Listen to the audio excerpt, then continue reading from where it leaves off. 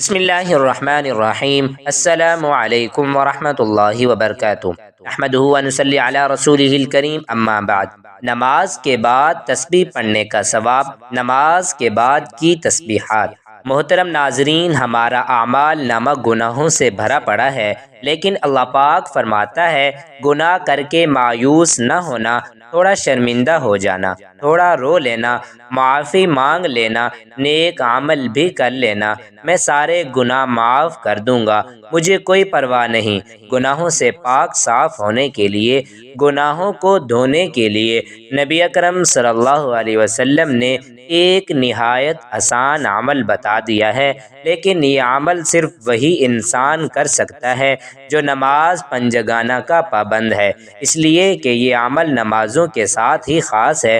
حضرت ابو ہریرہ رضی اللہ عنہ بیان کرتے ہیں کہ رسول اللہ صلی اللہ علیہ وسلم نے فرمایا کہ جو شخص ہر نماز کے بعد 33 مرتبہ سبحان اللہ، 33 مرتبہ الحمدللہ، 33 مرتبہ اللہ اکبر کہے تو یہ 99 ہو جائیں گے۔ پھر وہ 100 کی تعداد پوری کرنے کے لیے ساتھ یہ کلمہ کہے، لا الہ الا اللہ وحدہ لا شریک لہ، لہ الملک وَلَهُ الْحَمْدُ وَهُوَ عَلَى كُلِّ شَيْءٍ قَدِيرٌ، اس کی ساری خطائیں معاف کر دی جائیں گی، اگرچہ وہ سمندر کی جھاگ کے برابر ہی کیوں نہ ہو۔ معلوم ہوتا ہے کہ آدمی کو نماز پڑھنے کے بعد ذکر و اذکار کیے بغیر فوراً مسجد سے نہیں نکلنا چاہیے۔ بندہ وضو کر کے مسجد میں آیا، نماز پڑھی، اور نماز پڑھنے کے بعد اس کا چند لمحات کے لیے مسجد میں بیٹھنا در حقیقت انعامات الہی کو اپنی جھولی میں سمیٹنا ہے۔ بلا شبہ وہ بندہ خسارے میں ہے جو انعامات وصول کیے بغیر اللہ کے گھر سے پلٹ آئے۔ دیکھیں اس سے بڑھ کر انعام اور کیا ہو سکتا ہے کہ نماز کے بعد وہ جتنی دیر اپنی جگہ بیٹھا رہتا ہے، فرشتے اس کے لیے بخشش اور رحمت کی دعائیں کرتے رہتے ہیں۔ وہ اگر باقاعدگی سے ہر نماز کے بعد 33 مرتبہ سبحان اللہ، 33 مرتبہ الحمدللہ اور 33 مرتبہ اللہ اکبر کے بعد ایک مرتبہ لا الہ الا اللہ وحدہ لا شریک لہ، لہ الملک ولہ الحمد وہو علی کل شیء قدیر پڑھ لے تو قضاء اور قدر سے اس کے لیے تمام گناہوں کی معافی لکھ دی جاتی ہے۔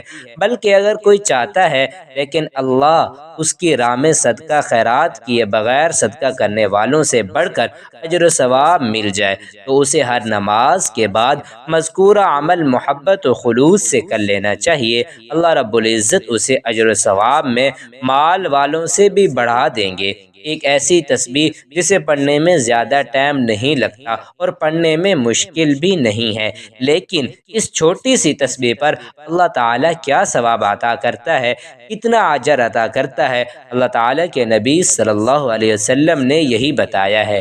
ہمیں اگر کوئی کہے آپ نے پوری رات جاگنا ہے، اس کے لیے آپ کو 1,00,000 روپیہ ملے گا، اگر ہم سخت نیند میں ہوں اور نیند کی وجہ سے ہماری حالت بری ہو رہی ہو لیکن پھر بھی ہم پوری رات ضرور جاگیں گے، اس کی وجہ کیا ہے؟ 1,00,000 کی قیمت ہمارے ذہن میں ہے، ہمارے دل میں ہے، ہمیں پتہ ہے کہ 1,00,000 کی کتنی قدر و قیمت ہے، 1,00,000 سے کیا ملتا ہے، کیا کچھ ہو سکتا ہے، کیونکہ جس چیز کی قیمت دل و دماغ میں ہو تو اس چیز کی ہمیں قدر بھی ہوتی ہے۔ یہ تو دنیا کے عارضی فائدے ہیں، آج یہ پیسہ ہمارے پاس ہے، کل کسی اور کے پاس ہوگا، یہ پیسہ یہ دولت کسی کے ساتھ وفا نہیں کرتا، لیکن اللہ کے نبی صلی اللہ علیہ وسلم نے جو تسبیحات ہمیں بتائی ہیں، اگر ہم وہ پڑھیں تو ہمیں ان کے دنیا میں بھی فائدے ملتے ہیں، اور آنے والی جو آخرت ہے، ہماری اگلی زندگی ہے، اس کے اندر ہمیشہ کے لیے ہمارے کام آئیں گے۔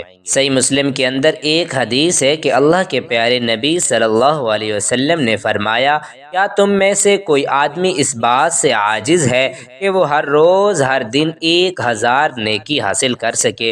نبی پاک صلی اللہ علیہ وسلم کے پاس ایک آدمی بیٹھا تھا، وہ آدمی آپ صلی اللہ علیہ وسلم سے پوچھنے لگا، اے اللہ کے نبی صلی اللہ علیہ وسلم، کیا ہم میں سے کوئی ایسا آدمی ہے جو 1,000 نیکیاں روزانہ کر لے؟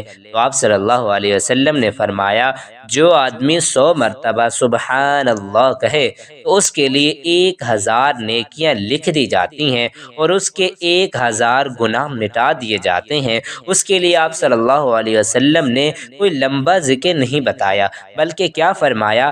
100 مرتبہ سبحان اللہ کہے، 1000 نیکیاں بھی ملیں گی، 1000 گناہ بھی معاف ہوں گے۔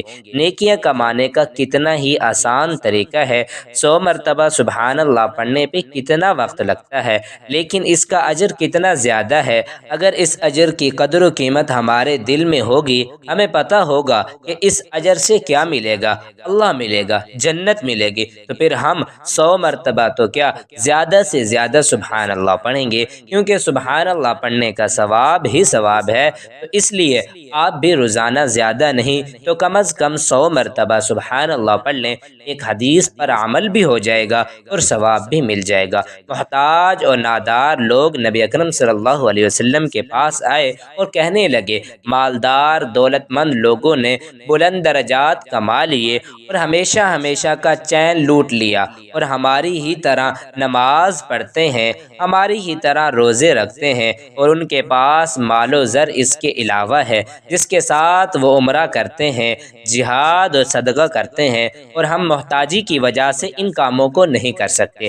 آپ صلی اللہ علیہ وسلم نے فرمایا کہ تم کو ایسی بات نہ بتاؤں کہ اگر تم اس کو کرو گے تو آگے بڑھنے والوں کو پکڑ لو گے، اور جو تمہارے پیچھے ہیں ان میں سے کوئی تمہیں نہیں پا سکے گا، اور تم اپنے زمانہ والوں میں سب سے اچھے ہو جاؤ گے۔ تمہاری برابری صرف وہی کر سکے گا جو تمہارے جیسا عمل کرے گا۔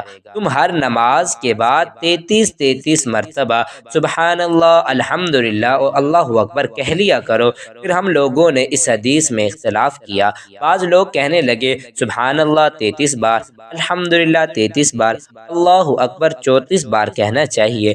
آخر میں ابو صالح کے پاس گیا، انہوں نے کہا سبحان اللہ، الحمدللہ، اللہ اکبر سب 33 مرتبہ ہو۔ حضرت ابو ذر رضی اللہ عنہ سے روایت ہے کہ نبی اکرم صلی اللہ علیہ وسلم کے چند صحابہ نے نبی اکرم صلی اللہ علیہ وسلم سے عرض کی، یا رسول اللہ، مال و دولت والے اجر و ثواب میں بڑھ گئے، اس لیے کہ وہ اسی طرح نماز پڑھتے ہیں جس طرح ہم پڑھتے ہیں، وہ اسی طرح روزہ رکھتے ہیں جس طرح ہم روزہ رکھتے ہیں، لیکن ان کے ساتھ وہ اپنے زائد مالوں سے صدقہ دیتے ہیں۔ آپ صلی اللہ علیہ وسلم نے فرمایا، تمہارے لیے بھی تو اللہ تعالیٰ نے صدقہ کا سامان کر دیا ہے، تسبیح صدقہ ہے، اور تکبیر صدقہ ہے، اور تحمید صدقہ ہے، اور ہر لا الہ الا اللہ کہنا صدقہ ہے، اور اچھی بات سکھانا صدقہ ہے، بری بات سے روکنا صدقہ ہے۔ لوگوں نے عرض کیا، یا رسول اللہ صلی اللہ علیہ وسلم، ہم میں سے کوئی آدمی اپنی شہوت پوری کرتا ہے، اپنی بیوی سے صحبت کرتا ہے، کیا اس میں بھی اجر ہے؟ آپ صلی اللہ علیہ وسلم نے فرمایا، کیوں نہیں، دیکھو تو اگر اسے حرام میں صرف کر لے